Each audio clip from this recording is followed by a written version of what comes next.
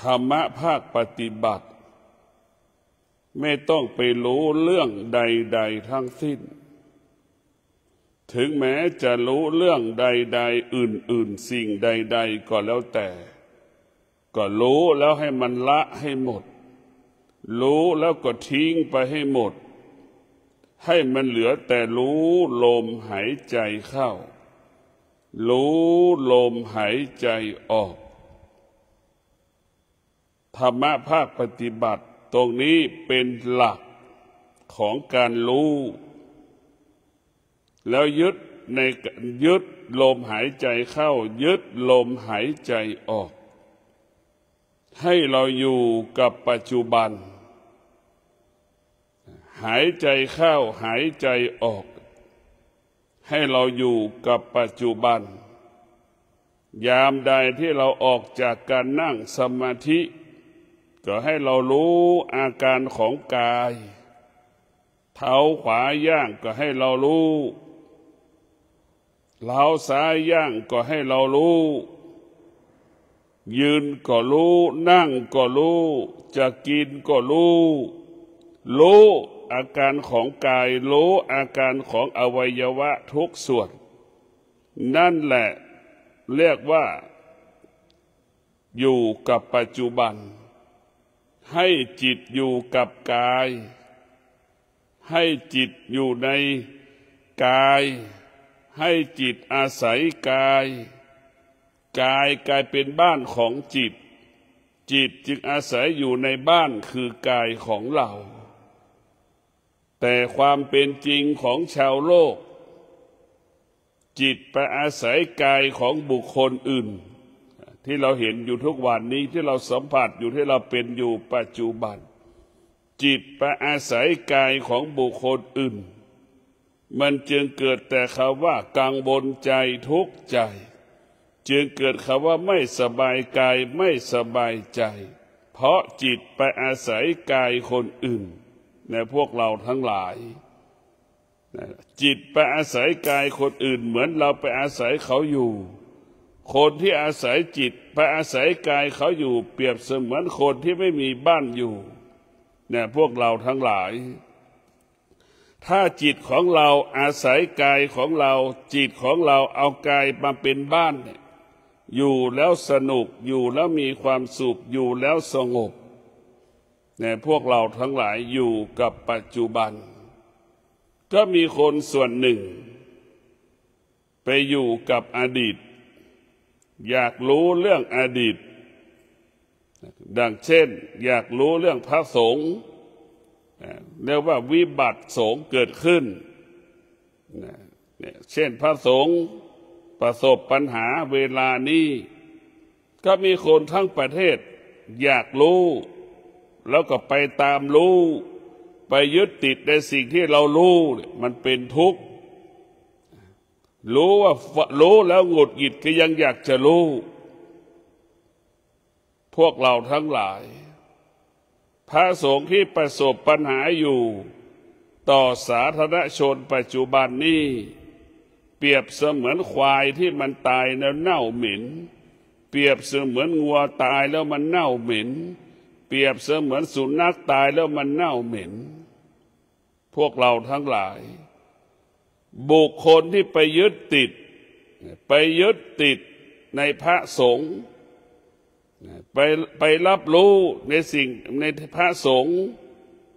อยากรู้จะเป็นใครอีกพระสงฆ์เปรียบเสมือนผู้ที่อยากรู้เปรียบเสมือนอีแล้งอีกาเหยี่ยวที่กินของเน่าของเหม็นนะแต่พวกเราทั้งหลายพิจารณาดูผู้ที่มีสติจึงอยู่เหนือเหตุการณ์อยู่เหนือปัญหาต่างๆผู้ที่มีสติที่อ่อนแอหรือผู้ที่ขาดสติก็อยู่ภายใต้เหตุการณ์อยู่ภายใต้เหตุการณ์ก็คือทำให้เกิดเขาว่าไม่สบายกายไม่สบายใจอยู่ภายใต้เหตุการณ์เพราะฉะนั้นพวกเราทั้งหลายธรรมะภาคปฏิบัติ ให้เราอยู่กับลมหายใจให้เรารู้ลมหายใจให้จิตอยู่อาศัยในให้จิตอยู่ในกายให้จิตอยู่กับกายคำว่าความสงบเกิดถ้าจิตออกนอกกายเมื่อไหร่โอกาสจิตที่มันจะหลงก็มี100%เมื่อจิตออกนอกกายจิตก็อยากรู้สารพัดที่มันอยากรู้จึงทำให้เกิดความเสียหายดังพระสงฆ์จำนวนมากที่ประสบปัญหาอยู่ณปัจจุบันนี้เพราะจิตออกนอกกายพระสงฆ์ที่เป็นปัญหาอยู่ประสบปัญหาอยู่เป็นข่าวอยู่ณปัจจุบันเพราะจิตออกนอกกายเมื่อจิตออกนอกกายจิตไปรู้แล้วก็ไปยึดติดในสิ่งที่มันรู้มันจะเกิดปัญหาอยู่ทุกวันนี้เมื่อจิตมันรู้แล้วก็ไปตามรู้มันจะเกิดปัญหาเป็นปัญหาดังปัจจุบันนี่แหละพวกเราทั้งหลายตัวอย่างเราก็เห็นอยู่เพราะฉะนั้นเมื่อเราใช้จิตอยู่ในกายจิตอาศัยกายให้กายเป็นบ้านของจิตเราจำเป็นต้องทำให้กายเราสะอาดกายของเรานั้นต้องประกอบไปด้วยศีลสมาธิปัญญากายนั้นถึงจะสะอาดกายเปรียบเสมือนบ้านจิตเหมือนคนที่อาศัยอยู่ในบ้านเราจะต้องกายเราต้องสะอาดจิตถึงจะอยู่และมีความสุขจิตนั้นมันจะไม่ออกนอกบ้านจิตก็จะอยู่แต่ในบ้านพวกเราทั้งหลายต้องทำกายให้เรามันสะอาดก่อนให้ทำกายให้เรามันให้จิตเป็นได้อยู่พวกเราทั้งหลายทุกวันนี้เราไม่ได้สร้างบ้านเราไม่ได้ทำความสะอาดบ้านจิตมันเลยไม่อยากจะอยู่จิตไม่อยากจะอยู่กับกายของเจ้าของมันจิตมันได้ไปอาศัยเจ้าร่างกายของคนอื่นแต่เหมือนเราไปอาศัยกายของคนอื่นไปหลงกายของคนอื่นไปยึดติดกายของคนอื่นนะคนจำนวนมากเป็นแบบนั้นจึงทำให้เราเกิดปัญหาตามมาทุกวันจึงเกิดปัญหาไม่มีวันจบสิ้นร่างกายของเรานั่นแหละเป็นต้นกำเนิดของตัณหาแต่พวกเราทั้งหลายจิตของเราเนี่ยแหละเป็นผู้แสวงหาตัณหาร่างกายของเราเปรียบเสมือนหมาที่มันเน่าร่างกายของเราเปรียบเสมือนงัวควายที่ตายแล้วมันเน่าจิตของเราก็เปรียบเสมือนอีแล้งอีกาเหยี่ยวนี่ไปกินของเน่าของเหม็นนั่นแหละจิตที่ไม่ได้ฝึกมันจะเป็นเช่นนี้แต่พวกเราทั้งหลายจิตของเราไม่ได้ฝึกฝนมันก็จะเป็นอีกาอีแล้งมันเป็นอีกาอีแล้งเป็นเหยี่ยวเป็นสุนัขที่กินของเน่าของเหม็นนั่นแหละพวกเราทั้งหลายจิตเราไม่ได้ฝึกก็จะเป็นเช่นนั้นบุคคลที่ฝึกฝนจิตบุคคลที่อบรมจิตได้รับการฝึกฝนอบรมจิตนั้นก็จะเป็นจิตของผู้รู้เมื่อจิตของผู้รู้จิตนั้นจะอาศัยอยู่ในกายจิตจะอยู่กับกายจิตจะอยู่กับกายจิตจะไม่ออกไปไหนจิตจะอยู่ในบ้านพวกเราทั้งหลายนึกพิจารณาดูว่าการที่เราออกนอกบ้านมีความเสี่ยงกับการที่อยู่ในบ้านอันไหนมีความเสี่ยงเพราะถ้าอยู่ในบ้านไม่มีความเสี่ยงออกนอกบ้านมีแต่ความเสี่ยงของเสียหายจะเกิดขึ้นกับเราอยู่ในบ้านโอกาสที่เราจะหลงทางไม่มีเราอยู่นอกบ้านโอกาสที่เราจะหลงทางนั้นมีมากเพราะฉะนั้นเราพระพุทธเจ้าทั้งหลายครูบาอาจารย์ทั้งหลายจึงให้จิตอยู่กับกายให้จิตอยู่ให้จิตอยู่กับกายให้จิตอยู่ในกายเมื่อจิตอยู่กับกายมันก็ไม่หลงเหมือนเราบอกว่าจิตเราถ้าไม่รับการฝึกฝนจิตเราก็เหมือนหมาป่าเหมือนหมาป่ากินของเน่ากินของเหม็นกินของสดแต่พวกเราทั้งหลายนั่นแหละจิตเราไม่ได้ฝึกฝนก็ไม่อีแล้งอีกาเป็นมดไปกินของเน่าของเหม็นจิกของเน่าของเหม็นเป็นแบบนั้นแหละพวกเราทั้งหลาย จิตของผู้รู้จิตของผู้รู้จิตของผู้รู้พวกเราทั้งหลายรู้แล้วมันก็ละรู้แล้วมันก็ไม่ยึดติดรู้แล้วไม่ตามรู้เนี่ยพวกเราทั้งหลายเราต้องมีสติรู้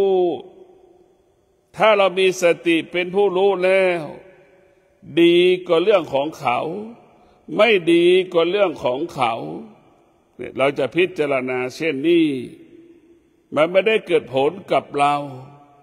ไม่ได้เสียหายกับเราตรงกันข้ามคนที่ขาดสติเอาความไม่ดีของคนอื่นเอาความดีของคนอื่นทำให้เราสะเทือนหวั่นไหวเนี่ยมันผิดนะพวกเราทั้งหลายดีก็เป็นเรื่องของเขาไม่ดีก็เป็นเรื่องของเขาให้พิจารณาเช่นนี้บุคคลที่มีสติบุคคลที่ขาดสติบุคคลที่ขาดสติมันก็อยู่ใต้อำนาจสิ่งที่รู้วกวนไปมากับข่าวพระสงฆ์วกวนไปมากับความรู้สึกที่พระสงฆ์มีพฤติกรรมแบบนั้นมีพฤติกรรมแบบนี้จิตที่ไม่ได้ฝึกฝนมันก็จะวกไปวนมากับข่าวพวกเราทั้งหลายพระพุทธเจ้าก็ดีครูบาอาจารย์สอนก็ดีให้เรารู้เรื่องลมหายใจเมื่อเรารู้เรื่องลมหายใจสุขภาพดีอายุยืน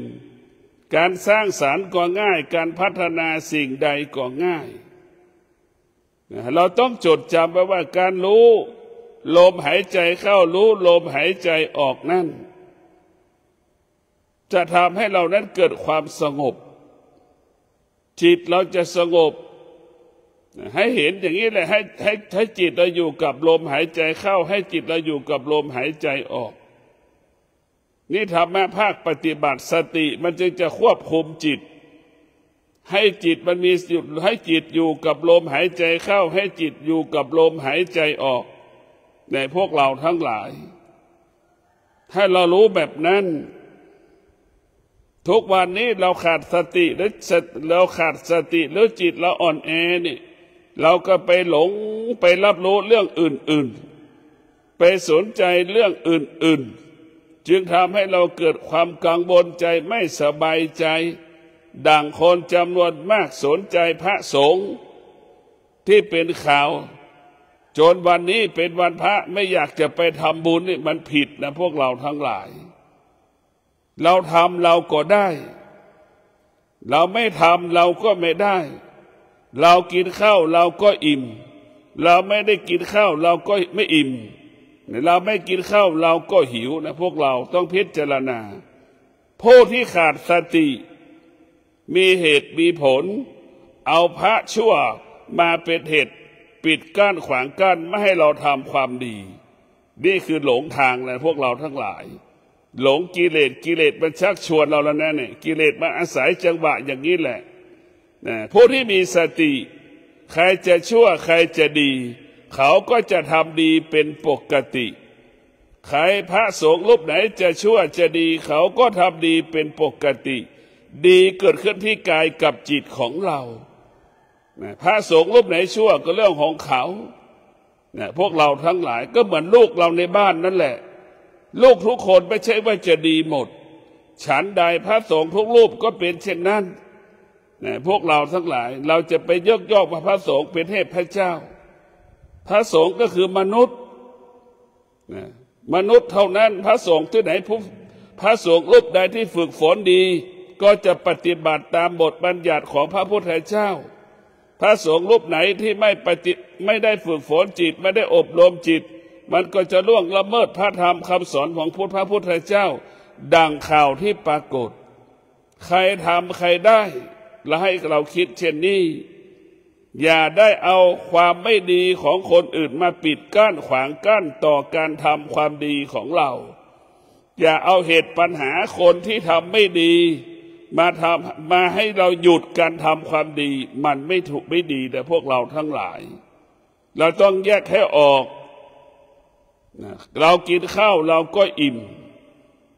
เราไม่กินข้าวเราก็ไม่อิ่มให้เราคิดแบบนี้เราทำดีเราก็ได้ดีของเรา เราไม่สนใจว่าใครจะทำชั่วใครจะทำดีคนไหนทำชั่วคนนั้นก็รับกรรมไปคนไหนทำดีก็ได้รับกรรมดีไปให้เราคิดแบบนี้เราจะไปหยุดการทำความดีไม่จำเป็นต้องมาทำบุญกับพระสงฆ์ให้เรานั่งสมาธิอยู่ที่บ้านก็ประเสริฐแล้วให้เรารักษาศีลทั้ง5 ข้อในบ้านก็ประเสริฐแล้วนี่แหละคือยอดของแก่นแห่งความดีก็คือการรักษาศีลถึงบอกตลอดเวลาว่าไม่ทำบุญไม่เป็นบาปไม่ทำบุญไม่เป็นบาปแต่คนส่วนมากก็ไปติดในบุญไปหลงในบุญพอพระสงฆ์ชั่วพระสงฆ์ไม่ดีเกิดอาการสำแดงอาการนี่คนเรามันก็โง่เพราะอย่างนี้แหละพระพุทธเจ้าบอกแล้วว่าบุญก็คือเกิดจากการรักษาศีลบุญเกิดจากการนั่งสมาธินี่แหละบุญแต่เราก็ไม่เอาบุญให้มันเป็นบุญเราไม่เอาบุญให้มันเป็นบุญแต่เราไปเอาบุญที่ไม่ใช่บุญมาเป็นบุญอีกนี่เราทำบุญให้ทานนี่ผู้ที่ได้รับผลได้บุญใช่ไหมเราได้อะไรบ้างเราได้แค่ความรู้สึก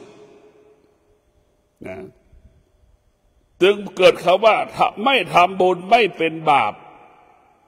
ไม่รักษาศีลเป็นบาปไม่มีสมาธิเป็นบาป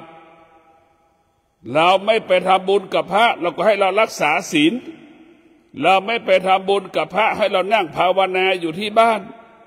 เราไม่ทำบุญก็คือพยายามให้จิตเกิดปัญญาอันนี้แหละคือบุญที่สุดนะพวกเราทั้งหลายเราไปสงวนบุญไว้กับพระสงฆ์นี่ไม่ถูกต้องไม่ชอบทำนะพวกเราทั้งหลายเนี่ยไม่ถูกต้องพระพุทธเจ้าบอกว่าบุญเกิดจากการรักษาศีลเนี่ยเราก็รักษาศีลไว้ในวันนี้วันพระ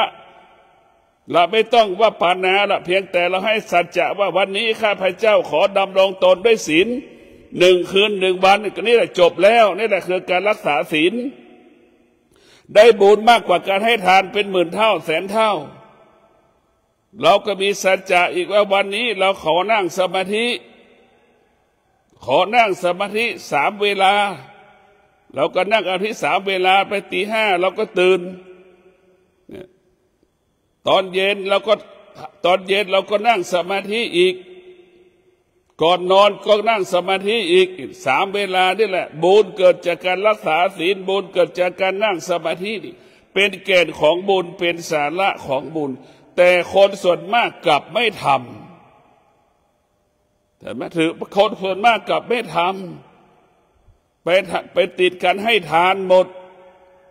เป็นหลงกันให้ทานหมดพอพระสงฆ์ประพฤติผิดไม่ดีแล้วจึงเกิดอาการสำแดงอาการเนี่ยมันก็ไม่ถูกในพวกเราทั้งหลายไม่ถูกต้องนะ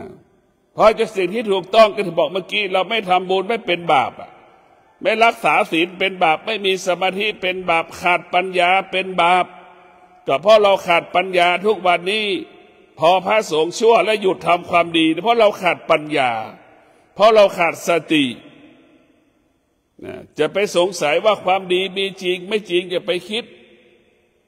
เรากินข้าวเราอิ่มเรารู้ไหมว่าเป็นจริงไหมล่ะถ้าเรากินข้าวแล้วมันไม่อิ่มแล้วใครจะกินถ้ากินข้าวในร่างกายไม่แข็งแรงแล้วใครจะกินความดีก็เป็นเช่นนั้นแหละทั้งโลกมันก็ข้ามสร้างความดีกันหมดความดีไม่ใช่เรื่องของศาสนาความดีเป็นเรื่องของคนทุกคนถึงแม้ไม่มีศาสดาไม่มีพระเจ้าองค์ใดเกิดขึ้นความดีก็มีอยู่เป็นอยู่แต่พวกเราทั้งหลายความดีไม่ได้เป็นเรื่องของมนุษย์คนใดคนหนึ่งความดีไม่ได้เป็นสมบัติของพระสงฆ์ธรรมะไม่ได้เป็นสมบัติของพระสงฆ์ธรรมะเป็นสมบัติของคนทุกคนพระสงฆ์ก็เป็นแค่สัญลักษณ์ของพระพุทธศาสนาเป็นแค่สัญลักษณ์ทั้งหลายเป็นแค่สัญลักษณ์เท่านั้นเป็นต้นแบบเป็นแบบอย่างเท่านั้นในการดำรงตนเหมือนเป็นบุรุษไปรษณีย์เท่านั้นพระสงฆ์เปรียบเสมือนเคอรี่เท่านั้นพวกเราทั้งหลายให้เราเข้าใจแบบนี้พระสงฆ์เปรียบเสมือนเคอรี่นั่นแหละเป็นคนกลางส่งบุญส่งกุศลพวกเราทั้งหลายจะบอกว่าบุญก็คือรักษาศีลนั่นแหละคือบุญที่สุดไม่ต้องอาศัยเคอรี่ บุญเกิดจากการนั่งสมาธิมันต้องอาศัยเคอรี่นะบุญจากการรักษาศีลบุญเกิดจากการภาวนานั้นเปรียบเสมือนเราส่งไปทางเครื่องบินเห็นไหมสะดวกกว่ากันไม่หลานนึกดูนี่ไวกว่าการอีกพอนะเราเอาเครื่องบินไปส่งเห็นไหมไปญี่ปุ่นเนี่ยแค่6 ชั่วโมงเลยจบแล้วภายในพวกเราทั้งหลายเช้าในเที่ยงก็ถึงแล้วมันนั่นแหละคือสมาธินั่นคือศีลเป็นไวที่สุดบุญที่เกิดจากศีลบุญที่เกิดจากสมาธิเป็นบุญที่ว่องไวนานบุญที่ทำบุญที่เกิดจากการให้ทานมันนานมันนานมากพวกเราทั้งหลายเพราะฉะนั้นพวกเราต้องมีสติตั้งมั่นความดีอยู่ที่เราทำดีอยู่ที่เราจะได้เอาพระชั่วคนชั่วมาเป็นเหตุให้เราหยุดการสร้างความดีทำความดีมันไม่ถูกนะคือหลงทางหลงผิดหลงทางหลงผิดเรากลับมามีสติเช้านี้เราต้องออกมาบิณฑบาตออกมาใส่บาตรเราจะไปละเราทำบุญตักบาตรมาฟังเทศยังมีพระดีๆอีกจำนวนมากพระพูดธรรมะไม่อยากจะฟังธรรมะ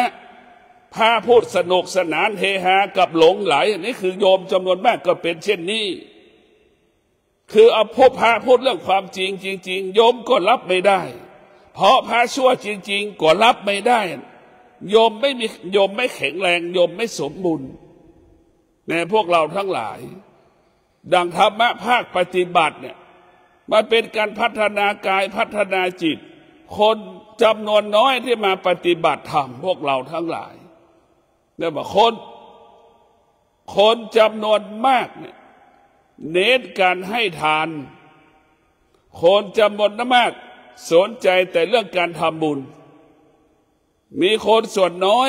นิดที่สนใจเรื่องการปฏิบัติธรรมประพฤติธรรมในพวกเราทั้งหลายพระพูดเรื่องธรรมะก็ไม่อยากจะฟังเกิดอาการสำแดงอาการพวกเราทั้งหลาย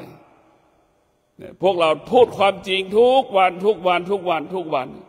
เราไปฟังทางสะเอกหลวงปู่มั่นพูดเรื่องความจริงทุกฟังมีคนจะฟังธรรมะทางสะเอกหลวงปู่มั่นมีน้อยมากพวกเราทั้งหลายแต่พระรูปไหนที่พูดเฮฮาสนุกเฮฮาหัวเราะกักนี่ชอบใจเอากิเลสไปล่อกิเลสศรัทธาญาติโยมมันชอบมากแต่พระที่ปฏิบัติธรรมประพฤติธรรมเอาธรรมะไปฆ่ากิเลสกับไม่อยากจะฟังกับกลัวสะเทือนหวั่นไหวจนไม่อยากจะฟังธรรมอันนี้คือสิ่งที่น่ากลัวที่สุดในพวกเราทั้งหลายธรรมะภาคปฏิบัติโดยเฉพาะพระที่รู้ธรรมะนี่เขาก็จะสอนแต่ธรรมะสอนจิตเรื่องปัจจุบันไม่มีอดีตยึดปัจจุบันมาเป็นหลักแต่พวกเราทั้งหลายให้เราเน้นเรื่องการปฏิบัติธรรมมารู้ด้วยการอ่านหนังสือเราก็หลงทางหลงผิดรู้ด้วยตาก็หลงทางหลงผิดรู้ด้วยหูก็หลงทางหลงผิดหลงหมดพวกเราทั้งหลายส่วนมากเรารู้ด้วยตาด้วยหูด้วยปากของเราเนี่ยมันหลงหมดเราต้องรู้ด้วยการปฏิบัติธรรมรู้ด้วยการปฏิบัติธรรมดังสามีเห็นไหมรู้ไหมว่าภรรยามันมีอาการเจ็บปวดทุกข์ทรมานเหมือนภรรยาตั้งครรภ์สามีรู้เฉยๆแต่สามีไม่เคยสัมผัสกับความเจ็บปวดที่ภรรยาตัวเองตั้งครรภ์สามีรู้ว่าเจ็บปวดเวลาภรรยาออกคลอดลูกออกมาอาการเจ็บปวดทุกข์ทรมานทางจิตใจขนาดไหนนั่นแหละเรารู้เฉยๆเราไม่ได้สัมผัสกับความทุกข์คนส่วนมากก็รู้ทุกข์แต่ไม่เคยเห็นทุกข์ไม่เคยสัมผัสกับความทุกข์รู้เฉยๆถ้าเราเห็นทุกข์เราจะไม่ทุกข์ถ้าเราเห็นสุขเราจะไม่ถูกทุกวัน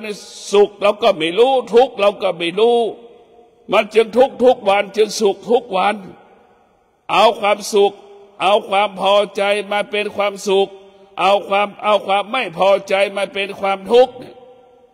มันก็เป็นอย่างนี้มนุษย์ที่มีกิเลสมนุษย์เป็นผู้ไม่รู้เอาความรู้สึกมาเป็นความสุขสิ่งใดที่ตอบสนองเราก็เอามาเป็นความสุขสิ่งใดที่ไม่ตอบสนองเราก็เอามาเป็นความทุกข์ คนไหนตอบสนองเราเขาเรียกว่าเป็นคนดีอันนี้แหละคือมันวิบัติหมดอย่างนี้คนไหนไม่ตอบสนองเราคนนั้นเป็นคนไม่ดีเนี่ยอันนี้แหละคือมันวิบัติหมดพวกเราทั้งหลายทุกครอบครัวเป็นอย่างนี้หมดลูกคนไหนที่สามารถโต้ตอบแม่ตลอดเวลาแม่จะรังเกียจพ่อแม่จะรังเกียจหาว่าลูกดื้อลูกไม่เคารพเนี่ยเห็นไหมอันนี้คือความคิดผิดของพ่อของแม่บ้านทุกหลังครอบครัวทุกคนจะมีสิ่งนี้อยู่ลูกบางคนก็ตามใจแม่ทุกอย่างเอาใจแม่ทุกอย่างตามใจพ่อแม่ทุกอย่างเคารพแม่เห็นไหมตามใจแม่อันนี้แหละคือจนบางครั้งจนแม่ลำบากเหมือนดังเมื่อวานเนี่ยโยมมาวัดดอนจันทร์ลูกหากินเลี้ยงแม่ตั้งแต่อายุ4 ขวบ4 ขวบร้องเพลงเรียกว่าเปิดหมดร้องเพลงก็ได้สตางค์มาเท่าไหร่ให้แม่ได้สตางค์มาเท่าไหร่ให้แม่เด็กยังไม่ถึงอายุ25ซื้อคอนโดให้แม่อยู่นึกดูนี่แม่จนคิดแม่ยังไม่รู้จักตัวเองเบียดเบียนลูกอีกไ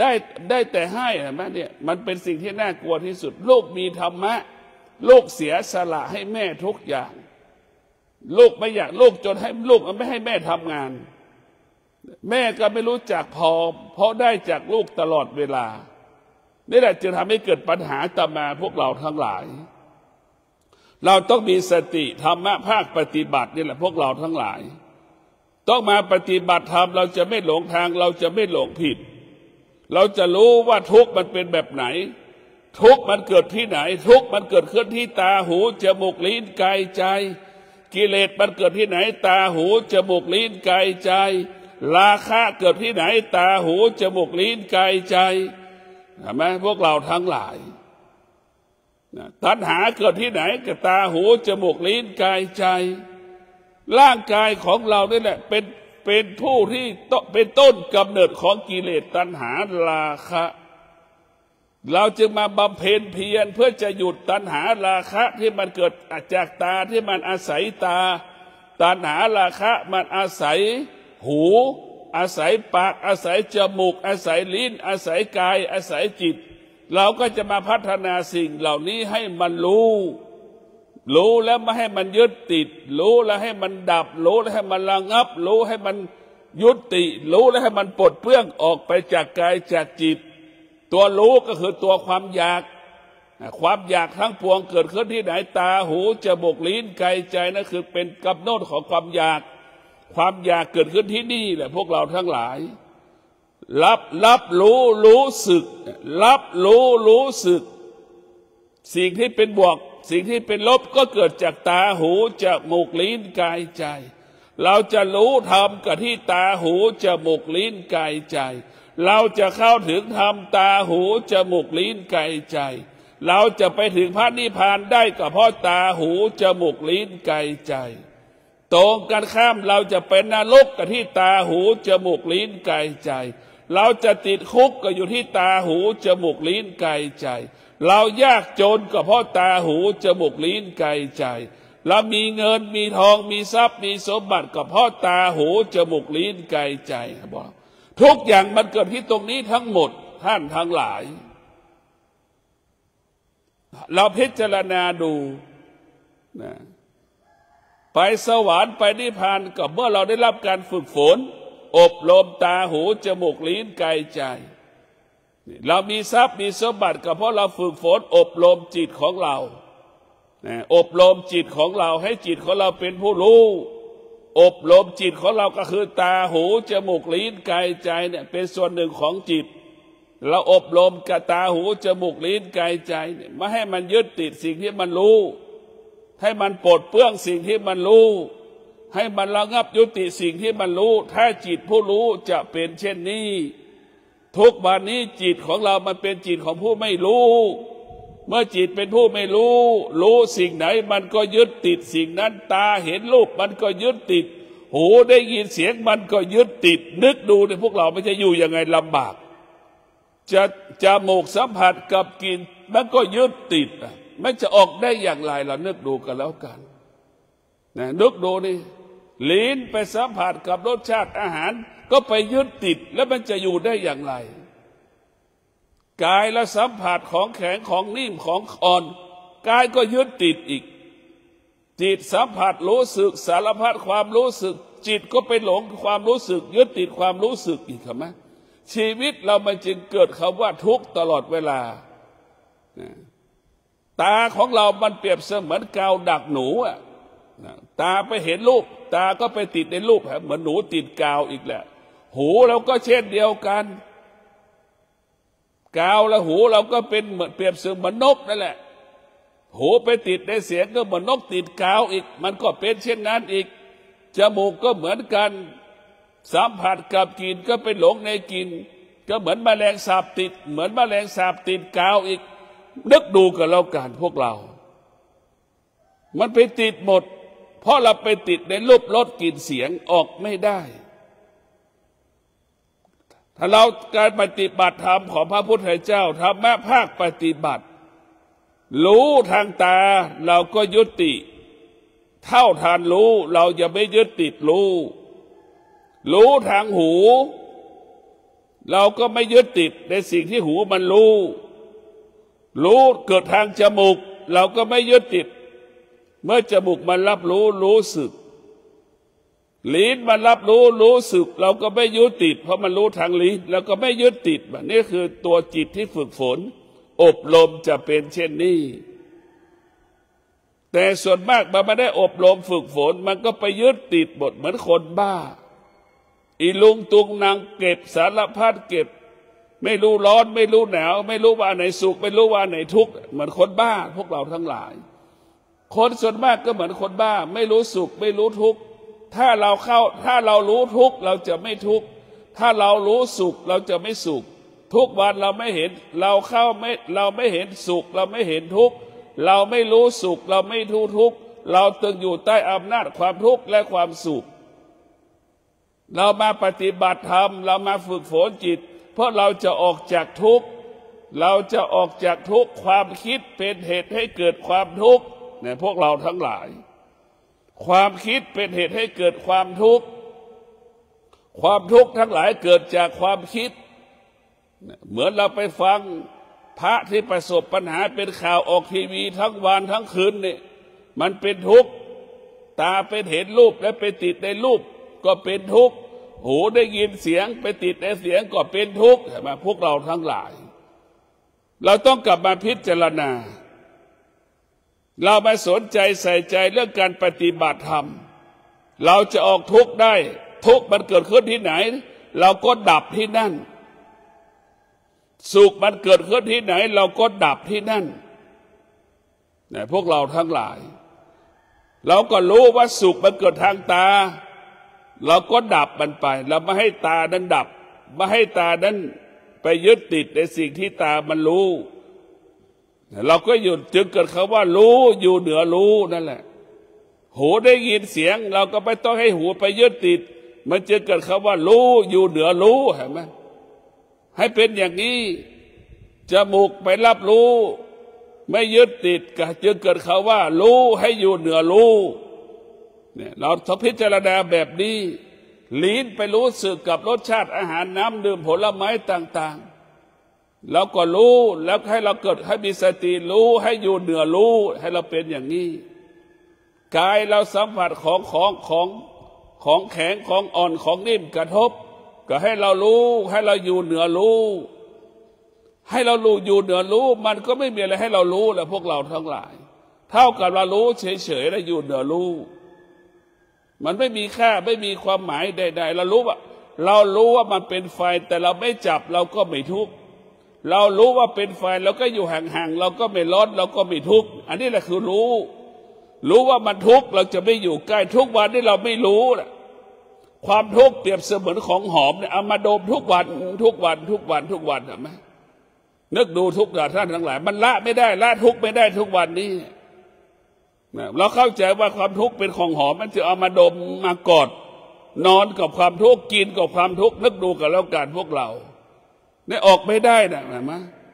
เนี่ยเราเข้าใจว่าทุกข์เป็นของหอมนะจึงไปทิ้งละไม่ได้ทิ้งไม่ได้ทุกข์ก็คือไฟ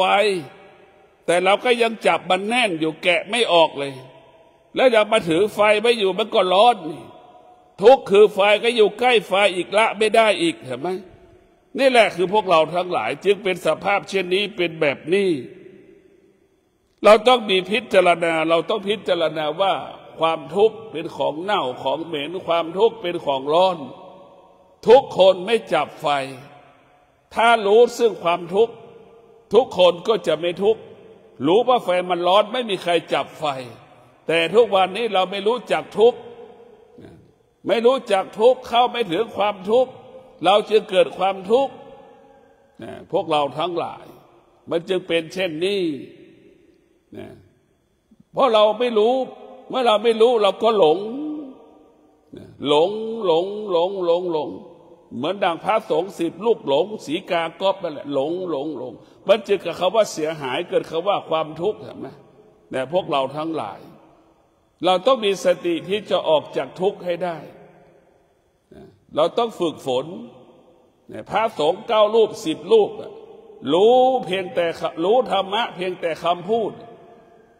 มันรู้เพียงธรรมะเพียงคำพูดมันไม่ได้ฝึกจิตเห็นไหมสีกาก๊อบเป็นไฟพระสงฆ์ไปจับไฟมันจะเกิดปัญหาขึ้นทันทีสีกาก๊อบเป็นของเน่าของเหม็นเห็นไหมพระสงฆ์ไปจับของเน่าของเหม็นกินเหม็นก็ติดเนื้อพระสงฆ์เห็นไหมคนอยู่ใกล้ก็รู้แล้วเห็นไหมจึงเกิดปัญหาตามมาพวกเราทั้งหลายนี่แหละของความชั่วทั้งหลายความไม่ดีทั้งหลายเปรียบเสมือนของเน่าของเหม็นเราต้องมาฝึกอบรมจิตของเราในพวกเราทั้งหลายต้องมาฝึกฝนจิตมาอบรมจิตให้จิตเราเป็นผู้รู้และเราต้องทำความดีด้วยกายบอกแล้วว่าทำดีด้วยกายทำดีด้วยวาจา